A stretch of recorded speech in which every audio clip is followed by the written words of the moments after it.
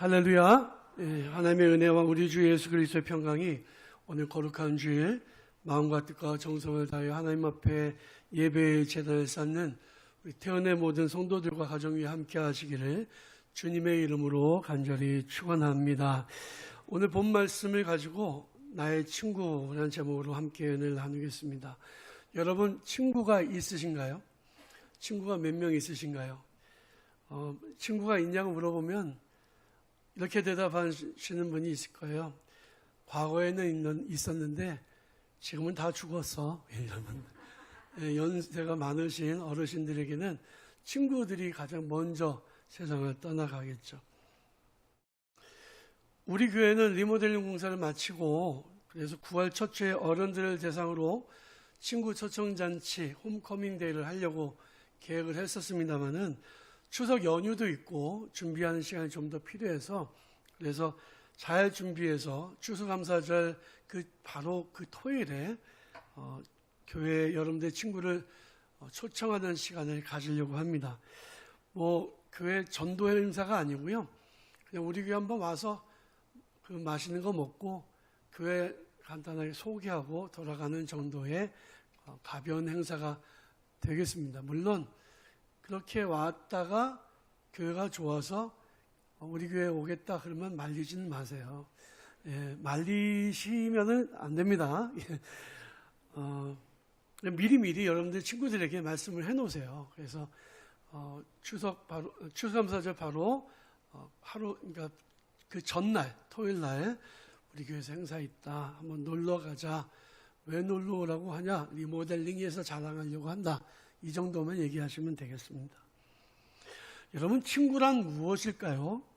사전적인 의미로 친구란 가깝게 오래 사귄 사람 또는 나이가 비슷하거나 연하의 사람을 낮춰 부르거나 아주 친근하게 부르는 말이다 라고 합니다. 우리말에 친구는 옛 친구가 좋고 옷은 새 옷이 좋다는 말도 있고요. 친구 따라 강남 간다는 말도 있고 그 친구를 보면 그 사람의 됨됨이를 안다는 말도 있습니다. 친구는 작든지 크든지 나의 삶에 영향을 미치는 존재라는 것을 알 수가 있죠. 2001년 우리나라의 영화계의 한 획을 그은 영화가 나왔습니다. 친구라는 영화인데 유호성과 장동건이라고 하는 그 배우가 아주 열연을 했죠. 그 영화의 내용은 부산 내에서 자라난 친구 4명이서 자라나는 이야기입니다. 친구 2사람은 그냥 정상적인 회사원 생활을 하는데 싸움을 잘하는 2 친구는 서로 상대편에 파버린 그 조폭에 들어가서 서로 갈등을 겪다가 서로 배신을 하고 죽이는 그런 내용이죠. 실제로 있었던 일이라고 합니다. 그 영화에는 유명한 대사들이 있어요. 네가 가라 하와이. 하와이 가라면 얼마나 좋아요. 네, 네가 가라 하와이 하고 고마해라 많이 먹었다 아이가. 제가 기억나는 대사가 그 2가지 대사입니다. 결국에는 이 네가 가라 하와이도 배신에 관련된 내용이고 고마해라 많이 먹었다 아이가 이것도 친구의 사주에서 죽임을 당하는 친구에서 입에서 나온 말이죠. 친구에는 좋은 친구가 있고 나쁜 친구도 있습니다. 우리 일생에 어떤 친구를 만나느냐는 정말로 중요하죠. 어떤 친구를 만나면 인생이 행복해지지만 어떤 친구는 전혀 도움이 안 되고 어떤 친구는 만난 사실 자체가 재앙이 되기도 합니다. 여러분 친구를 잘 만나시길 바랍니다. 우리 일생을 살아가는 동안에 좋은 친구를 만나는 복을 받으시기를 축복합니다. 그런데 다른 사람 좋은 친구를 만나는 것도 복이지만 내가 좋은 친구가 되어주는 건 어떻게 보면 더 쉬운 일이에요. 성경을 보면 친구에 관한 이야기가 많이 나오는데 대표적인 2가지 친구의 이야기를 하도록 하겠습니다. 우리가 잘 아는 첫 번째 친구의 이야기는 욥기에 나오는 친구들의 이야기입니다. 동방의 의인이었던 욥이 아주 커다란 시련을 겪게 되죠. 그 소식을 전해들은 욥의 친구들이 욥을 찾아옵니다. 위로하기 위해서 찾아왔습니다. 격려하고 힘이 되어주려고 왔는데 와서 보니까 욥 근처에 앉을 수 없어요. 왜? 온몸이 고름투성이에 냄새가 나는 데다가 그 몰골을 보면 도저히 보고 있을 수 없어서 근처에 앉지 못하고 멀찌감치 떨어져서 앉아 있었습니다. 뭐라도 한마디라도 해주려고 왔는데 너무 기가 차서 한마디도 말을 못 해주는 거예요. 그리고 지켜보고 있다가 그들이 속으로 분석을 합니다. 아니, 하나님은 의로우신 하나님인데 의인에게 벌을 내리실 리가 없는데 이렇게 끔찍한 심판이 임한 것은 욥이 죄인이기 때문이다 라고 결론을 내려요. 그래서 욥에게 이렇게 말합니다. 욥아, 너가 평상시에 선하게 산다고 분명히 얘기했는데, 의롭게 산다고 너가 스스로 얘기했는데 우리가 보니 너는 의인이 아니야. 하나님이 의인을 이렇게 고통 가운데 내버려 두실 수 없어. 너 지은 죄가 있지. 숨겨져 있었던 지은 죄가 지금 드러나서 하나님이 너를 심판하시는 거야. 그러니까 빨리, 지금이라도 빨리 회개해. 그러면 유쾌하게 되는 날이 올 거야 라고 이야기를 하는 겁니다. 사실 친구들은 욥을 위로하기 위했지만 위로하기는커녕 공격하고 비난을 했어요. 이해가 안 가는 거 아닙니다. 욥의 친구들은 똑똑한 친구들이에요. 지식이 있는 사람들이에요. 그들의 생각에는 이 정도의 고난은 죄인이 아니면 받을 수 없다라고 판단한 거죠. 그들은 친구이긴 했지만, 똑똑한 친구이긴 했지만 욥에게는 좋은 친구가 아니었습니다. 그러니까 여러분, 우리가 어려움을 당할 때에 똑똑한 친구 필요하지 않아요. 내가 슬픈 일을 만날 때에 잘난 친구 필요하지 않아요. 나와 함께하고 나의 아픔을 이해해 줄 수 있는 친구가 필요한 거죠. 나와 함께하는 친구가 필요한 거죠. 그에 비해서 다윗의 친구인 요나단은 정말 좋은 친구였습니다. 요나단은 사울왕의 아들이었죠. 다윗과 요나단은 절친 중에 절친이었어요. 자기 자신보다 친구를 더 위하는 그런 사람들이었습니다. 어느 날 요나단은 자기 아버지가 다윗을 죽이려고 한다는 사실을 알았습니다. 그래서 아버지한테 물어봤죠. 왜 아버지 다윗을 저렇게 미워하십니까? 죽이려고 하십니까? 이게 진심입니까? 다윗을 좀 내버려 두십시오라고 했다가 자기도 죽을 뻔한 일을, 위험한 일을 만나게 돼요. 그런 일을 겪고 난 다음에 생각하기를 요나단은 다윗이 왕궁에 있다가는 죽겠다. 그를 보내야 되겠다라고 생각을 합니다. 그리고 들판에서 둘이서 이별을 하죠. 서로를 껴안고 눈물 흘리면서 우리 중에 누가 한 사람이라도 문제가 생기면 내 자식들을 보호해 주기로 약속을 합니다. 그리고 눈물로 헤어지고 두 사람은 다시 볼 수가 없었어요. 전쟁터에서 요나단이 죽어버렸습니다.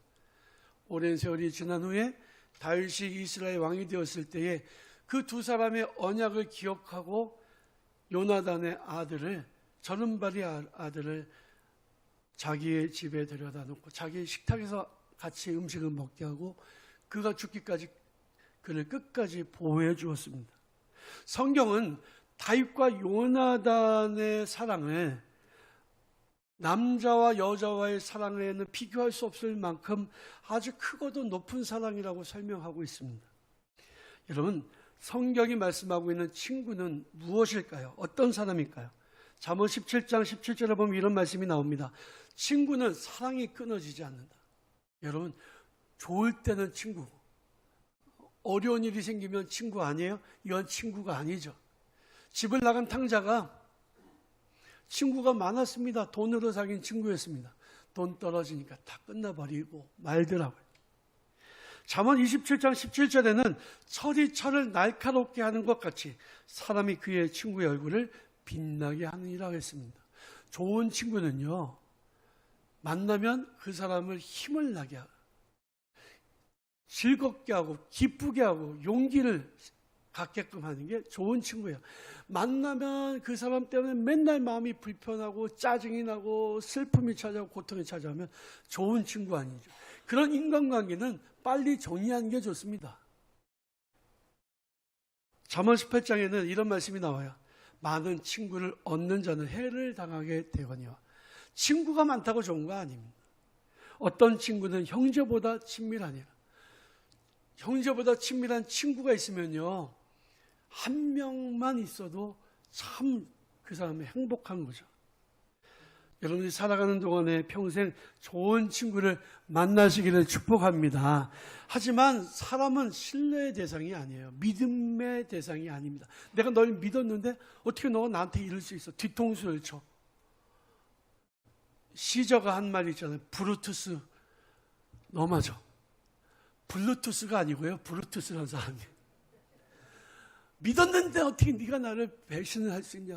나한테 사기를 칠 수 있냐? 여러분, 사기는요, 대부분 친한 사이에 칩니다. 친구라고 생각했는데 사기를 쳐요. 저희 아버지는 돌아가셨지만 고등학교 선생님을 하고 퇴직금을 받아서 나오는 그 대문 학교 정문 앞에서 가장 친한 친구에게 사기를 당했습니다. 그 재산을 다 날려버렸어요. 그때 아버지가 사기만 당하지 않았어도 은평구 땅이 다 저희 땅이었습니다. 친구한테 사기를 당하는 거지 누구한테 당해요. 그러므로 사람을 신뢰하지 마세요. 친구를 의지하지 마세요. 가장 나에게 상처를 많이 주는 친구는, 사람은 친구입니다. 누군가 내게 좋은 친구가 되어주기를 바라기보다 내가 누구에겐가 좋은 친구가 되어주는 게 좋은 거예요. 근데 성경은요, 이렇게 말씀합니다. 하나님이 너희 친구다. 하나님이 너희 친구다. 세상에 다 친구들이 다 없어져도 주님이 우리의 친구라고 말씀하고 있어요. 친구의 조건이 있습니다. 늘 함께하는 존재가 친구예요. 기쁠 때나 슬플 때나 즐거울 때나 아플 때나 늘 함께하는 게 친구예요. 자주 만나는 사람이 친구입니다. 여러분, 한번 생각해 보세요. 내가 일주일에 자주 만나는 사람이 누군가? 가장 자주 만난 사람이 가장 친한 친구죠. 세상 사람들은요, 술 친구들이 많아요. 맨날 만나면 술 마십니다. 그런 친구들은 만나서 좋을 게 별로 없어요. 내가 가장 자주 만나는 사람이 누구일까요? 저는 여러분들이 목사이기를 원합니다. 담임 목사를 제일 많이 만나시면 좋겠어요. 온라인이든 현장에서든 교회에서든. 저는 여러분들의 친구입니다. 믿으십니까? 예. 친구인데 잘해 주셔야죠. 여러분들에게 제가 잘하고 싶어요. 여러분들도 저에게 잘해 주세요. 교회도 친구입니다. 교회는 인간이 아니지만 늘 만나면 좋은 친구. 만나면 좋은 친구, 대원교회, 우리 교회. 좋은 교회잖아요. 좋은 친구잖아요. 교회도 친구가 되니까 친구끼리 카톡을 연결하잖아요. 우리 성도들은 카톡 연결하지 않습니까? 카톡 나가지 마세요. 친구끼리는 좋은 소식도, 또 슬픈 소식도, 어려운 이야기도 함께 계속 실시간으로 주고받을 수 있어야 친구예요. 여러분, 그런데 하나님은 우리를 가장 자주 보고 싶어 하신다. 가장 자주 만나고 싶어 하신다. 우리가 하나님을 만나는 시간을 텔레비전에게 뺏겨버리고 하나님 앞에 예배하는 시간을 세상 일에 뺏겨버린다면 하나님이 얼마나 마음 아파하실까요? 보고 싶어 하시는데, 자꾸 보고 싶어 하시는데, 하나님은 우리 인간, 한낱 피조물인 우리 인간을 친구처럼 대해 주십니다. 출애굽기 33장에 보면 모세가 회막문에 들어갑니다. 하나님을 만나기 위해서. 회막은 교회예요. 광야에 세워진 천막교회입니다. 거기에 모세가 하나님 만나기 위해 들어갈 때에 하늘에서 구름이 내려옵니다. 하나님의 임재를 상징하는 구름이 내려오고 모세가 회막문 앞에서부터 하나님을 만나요. 그런데 사람들이 다 그 모습을 보는데 사람들이 볼 때 깜짝 놀라는 거예요. 하나님이 모세를 대할 때 가장 친한 친구를 대하듯이 대화를 하시더라는 거예요. 모세야, 어서 와. 이게 백성들이 다 눈으로 봤다는 거예요. 하나님은 우리가 주의 전에 올 때 어서 와. 정말 친한 친구처럼. 보고 싶었어. 이렇게 우리를 환영하신다는 것을 여러분들이 기억하셔야 됩니다. 어느 장로교회 집사님을 만났어요. 그분이 커피 제자거든요. 같이 밥을 먹으면서 이런 얘기를 하더라고요. 목사님, 지금이 마지막 때잖아요. 종말의 때잖아요. 그러니까 예수 잘 믿어야 돼. 너무 무서워요. 그래요. 제가 이런 얘기했습니다. 무서워하지 마십시오. 하나님이 우리의 친구가 되시는데 그 종말의 때라고 우리를 내버려 두시겠습니까? 두려워하지 마십시오. 하나님을 더 친밀하게 만나십시오. 라고 이야기를 했어요. 여러분, 우리가 살고 있는 시대가 과거보다 가까워진 게 사실이죠. 화산이 폭발하고 난리, 전쟁의 소문과 기근과 또 환경의 그 재앙들로 인해서 확실히 우리가 살고 있는 이 시대는 정말 위태로운 시대라고 하는 게 느껴집니다. 하지만 하나님의 백성들은 하나님이 책임져 주세요. 왜? 우리 하나님의 자녀이고 하나님 우리를 친구라고 인정하시기 때문에 그렇습니다. 우리는 하나님을 두렵고 떨리는 마음으로 섬겨야 되지만, 경외해야 되지만, 그러나 두려움보다 더 깊이 우리 마음속에 가지고 있어야 되는 것은 하나님을 사랑하는 마음이에요. 하나님을 친밀하게 여겨야 된다는 거죠. 우리가 하나님을 가까이 하면 주님은 우리를 친구로 삼아주십니다. 예수께서 공생애를 사시는 동안에 사람들에게 얻은 별명이 있어요. 그게 뭐냐면 세리와 죄인의 친구다. 바리새인들이 예수님을 공격하려고 지어서 붙여진 별명이에요. 근데 예수님이 그 별명을 싫어하지 않으셨습니다. 왜냐하면 예수님이 실제로 가난한 사람들, 세리와 창녀들에게 찾아가셔서 그들의 친구가 되어주셨기 때문에 그래요. 세상에서 가장 소외된 사람들, 세상에서 가장 불쌍한 사람들을 주님이 찾아가셨습니다. 그리고 그들과 함께 하셨습니다. 주님은 나사로라고 하는 베다니 마을에 살던 나사로를 친구라고 부르셨어요.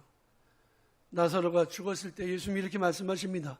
우리 친구 나사로가 잠들었도다. 그러나 내가 깨우러 가는도다. 나사로를 친구라고 부르신 주님이 지금 여러분들이 이름을 부르시면서 여러분들을 친구라고 말씀하시는 것을 믿으시기 바랍니다.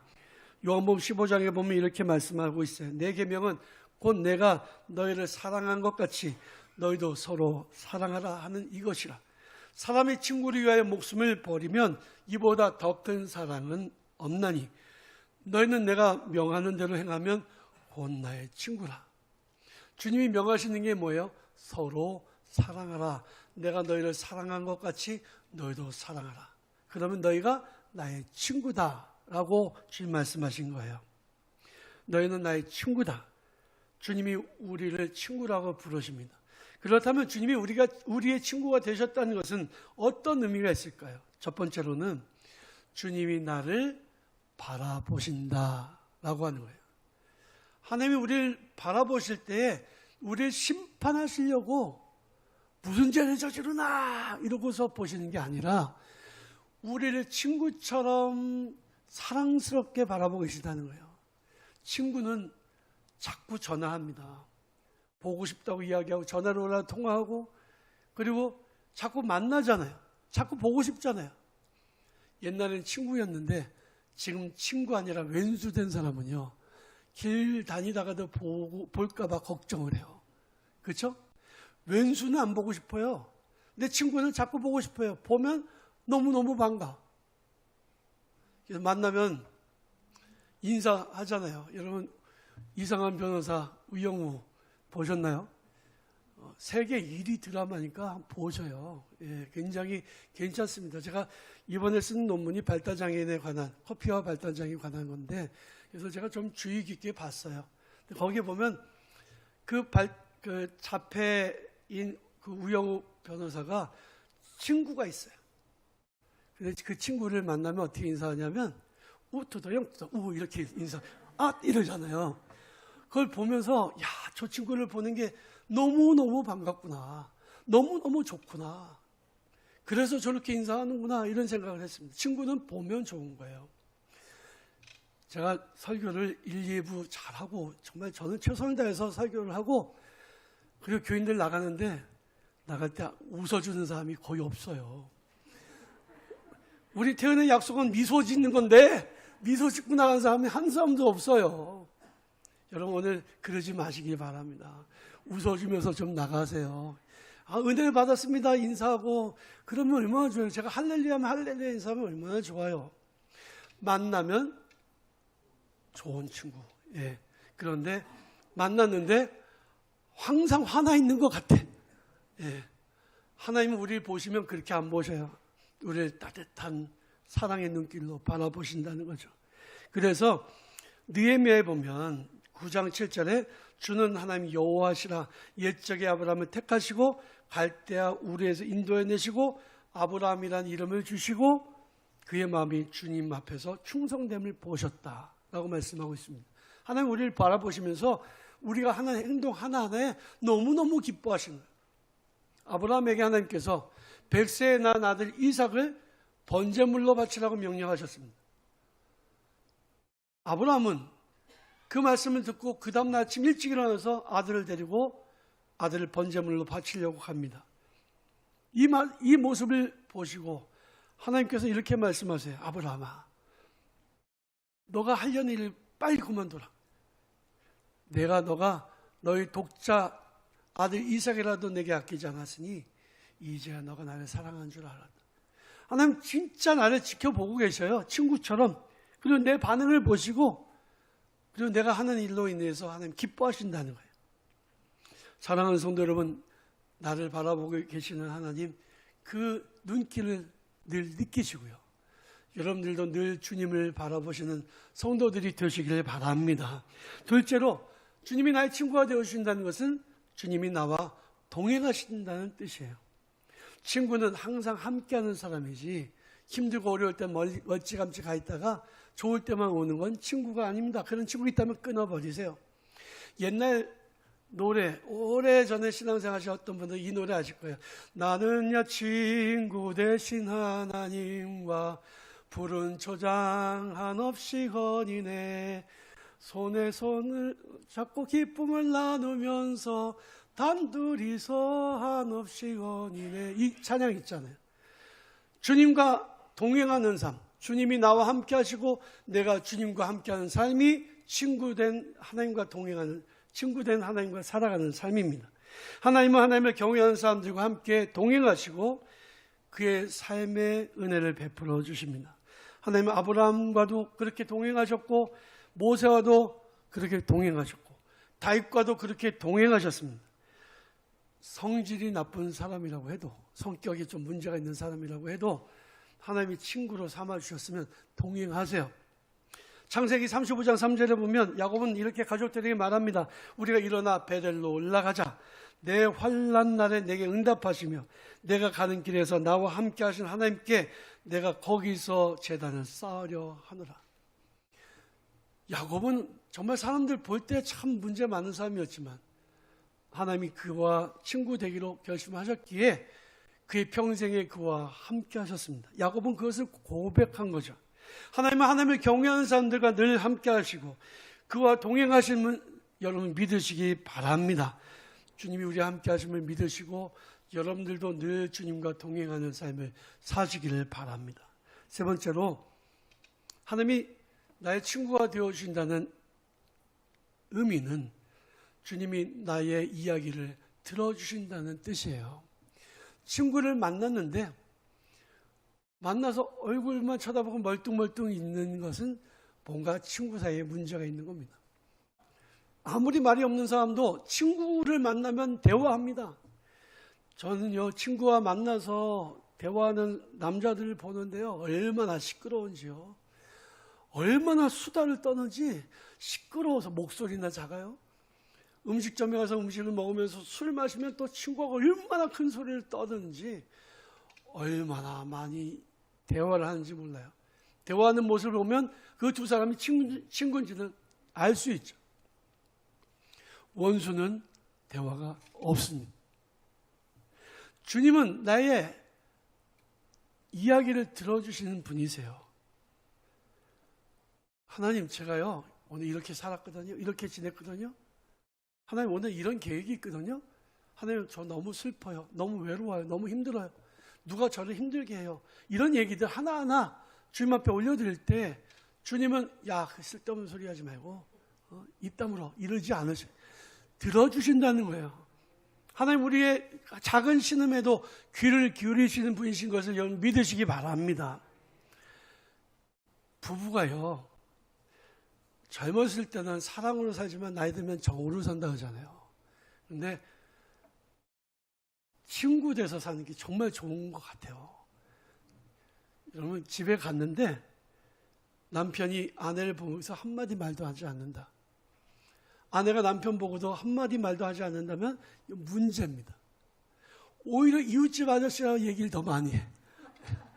이웃집 아줌마하고 더 말을 많이 해. 그런 문제가 있는 거예요. 집에 가셔서 자녀들하고도 대화를 많이 하시면 자녀와 친구가 되고, 아내하고도 남편하고도 부모님하고도 대화를 많이 하면 관계가 친밀해집니다. 대화를 자주 해야 돼요. 하나님은 우리의 기도를 들으시지만, 우리의 작은 신음에도 귀를 기울이시는 분이시지만, 또 우리에게도 끊임없이 말씀하시는 분이세요. 성경에 보면 하나님께서 아브라함에게 하나님의 계획을 말씀하십니다. 성경 뭐라고 말씀하고 있냐면, 하나님이 하시려는 일을 아브라함에게 이야기 안 하신 적이 없다. 왜? 친구니까. 하나님이 하시려는 일을 아브라함에게 계속 말씀하셨다는 거예요. 미가 7장 7절에 보면, 오직 나는 여호와를 우러러보며 나를 구원하신 하나님을 바라보나니 나의 하나님이 나에게 귀를 기울이시리로다 했습니다. 기도는 어려운 거 아니에요. 주님이 나에게 하시는 말씀을 듣고 주님의 뜻을 분별하고 내가 주님 앞에 나의 이야기를 올려드리는 게 기도입니다. 어떤 기도라도 주님은 너 왜 이따위 기도를 하니? 이렇게 말씀하지 않으세요. 나의 기도에 귀를 기울여 주신 주님, 친구 되신 주님과 동행하면서 주님과 많은 대화를 하는 우리 성도들이 되시기를 바랍니다. 마지막으로 주님이 나의 친구가 되어주셨다는 얘기는 나를 위해 좋은 선물들을 주셨다라고 하는 의미입니다. 좋은 친구들은 서로 선물을 주고받아요. 그 사람이 주는 것만 받고 내가 그 사람한테 아무것도 안 주면 친구 관계에 뭔가 문제가 있는 겁니다. 이게 내가 가지고 있는 것 중에서 좋은 것들은 자꾸 주고 싶은 마음이 생기는 거죠. 주님은 우리의 좋은 친구가 되어주시기 원하기 때문에 우리를 위하여 온갖 좋은 것들을 아끼지 않고 내어주신다는 거예요. 하나님은 그 아들과 함께 온갖 좋은 선물을 우리에게 주신다고 로마서에서 분명히 말씀하고 있습니다. 하나님 우리를 구원하시고 우리에게 생명을 주시기 위해서 자신의 목숨까지도 우리를 위하여 선물로 내어주셨습니다. 우리가 그분을 알기도 전에 2000년 전에 주님은 자기의 몸을 십자가에서 우리 위해 내어주시고 우리에게 생명을 주셨습니다. 그래서 죽을 운명이 살 운명이 된 것이고 지옥 갈 운명이 천국 갈 운명으로 바뀌게 된 거예요. 요한복음 10장 15절에 보면 예수님이 이렇게 말씀하십니다. 아버지께서 나를 아시고 내가 아버지를 아는 것 같으니 나는 양을 위하여 목숨을 버리노라. 주님은 우리를 구원하기 위해 자신의 모든 것을 우리를 위해 내어주셨습니다. 그리고 우리를 친구라고 부르세요. 이 주님을 우리는 외롭게 하면 안 됩니다. 늘 주님과 동행하는 친구 되신 주님과 대화하고 주님을 바라보고 주님을 사랑한다고 고백하는 우리 태어난 성도들이 되시길 바랍니다. 시편 25편 14절에 보면 여호와의 친밀하심이 누구에게 있다? 그를 경외하는 자에게 있다. 날마다 주님의 얼굴을 바라보고 주님께 대화하는 사람들, 그 사람들에게 그 언약을 보여주실 것이라고 약속하십니다. 사랑하는 성도 여러분, 지금 힘들고 어려운 시기를 살아가고 있으십니까? 고통과 슬픔이 있으십니까? 주님이 우리를 버리신 게 아니라 이 어려운 환경 속에서도 지금 우리와 함께 하시고 우리 친구가 되어주십니다. 우리를 격려하시고 우리를 위로하시고 우리의 기도의 귀를 기울이고 계심을 믿으시고 이 한 주간 또한 온전히 친구 되신 주님과 동행하여 믿음 안에 승리하는 우리 태어난 성도들이 되시기를 주님의 이름으로 간절히 축원합니다.